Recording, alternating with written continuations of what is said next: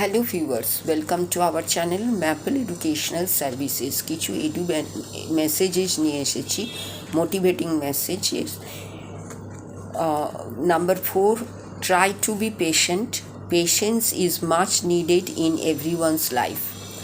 According to nowadays situation, only patience can save you from all situation.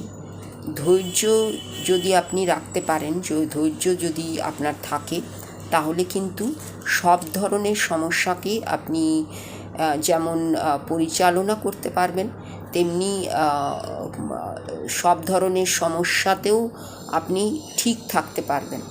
যদি ধৈর্যকে আমরা অবলম্বন করে যে কোনো কাজ করি, তাহলে সেই কাজের সাফল্য অনিবার্য। তাই জন্য অবশ্যই ধৈর্যশীল হন, ধৈর্য রাখুন, যে কোনো কাজেই ধৈর্যকে অবলম্বন করুন।